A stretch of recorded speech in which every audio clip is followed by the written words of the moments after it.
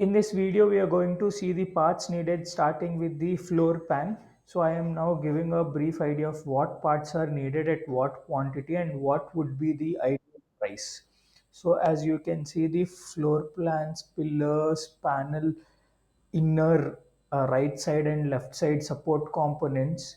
So along with that, we had a dash panel as well.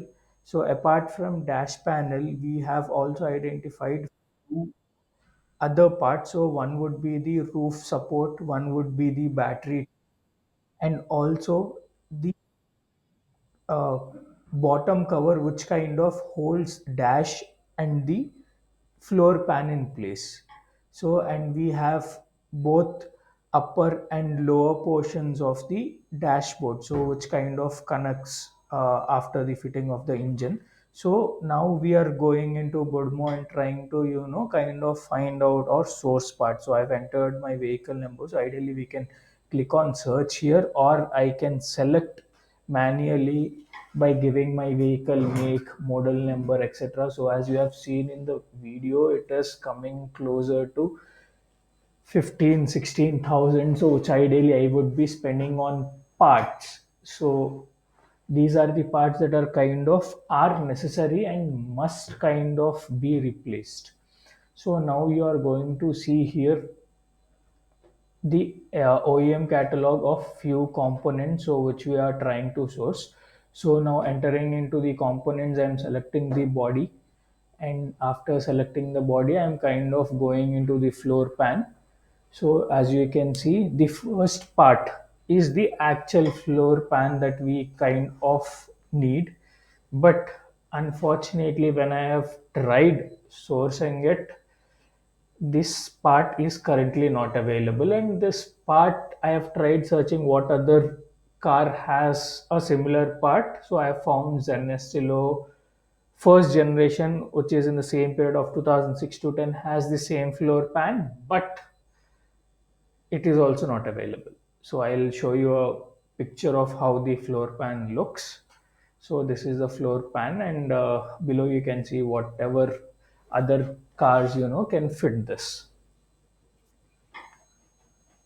And after that, we have one or two components. So these components which I have mentioned earlier, the bottom part which connects the dash and the actual floor pan, it was not included. But it is always better to, you kind of find those small portions. If those are available, those are usually not more than 1 or 2 thousand. So it doesn't make sense, get those welded. We can kind of replace the part and have a minor weld done to it, rather than keeping the rusty part and kind of doing the welding job all over it again. So hopefully I have found that portion that kind of connects the floor pan and dash here. So as you can see, first it was not available. I've kind of found there is an option of view replacement. So on top also you can see replacements. I've chosen one replacement. It is close to 1,000 rupees. After kind of selecting this, we kind of moved back and try to see if there are any other parts that are available. I've kind of added these in cart. Few I have added before itself. So whatever portions that we have talked in the first part of the video, those are already added in the cart. I am trying to add one or two portions which are not kind of there already in my cart.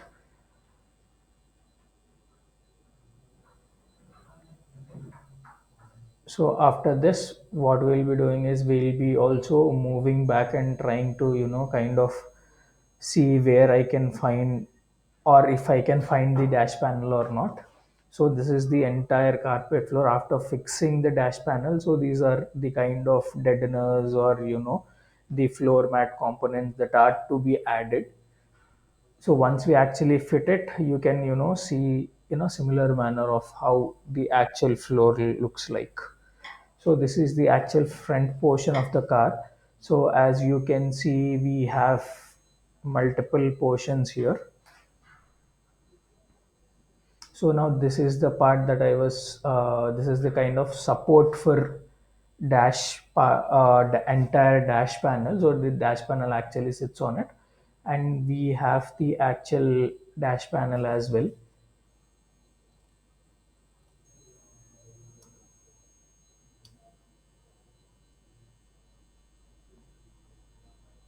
So this is also close to 2200 rupees. So this is also fine. This is also, as of now, it is not bleeding my pocket. So I'm adding these components, and now I'm trying to add the entire dash panel. And honestly speaking, I'm quite surprised to see how less the parts actually costed. So you can see the entire dash panel was 2,910. If I have to do a small minor welding on any part of the car, easily any mechanic would charge me not less than 3,000 rupees. So now let us quickly see and add this to cart as well. So now as you can see, these are the crawling parts. So you have shown in picture, right? Above the dash panel, you have kind of these two components. So actually it is made of three components. One which is not available, the top portion. The rest two are available, which I have kind of added into the cart before itself. So now we are going ahead and trying to find the roof liner support. So this is the support frame. So we have the pillars damaged, right? And on top portion we have one panel which kind of helps or holds the small light that is available there. It also kind of helps in the mirror placement. You can see the edges there, right? So the mirror actually sits on this, and even the roof panel has also a small portion of a flat thing where you can where the actual mirror sits on the top. And now we are also trying to find the inner supports. So I'm going to enter into the subframe. So inside subframe we have almost all the parts available that we need. So now the first and second portions are the actual inner supports for the A pillar. So in this video we have added this, but unfortunately the outer portion of the entire base shell that you are seeing, basically ideally part 21 or 22 here.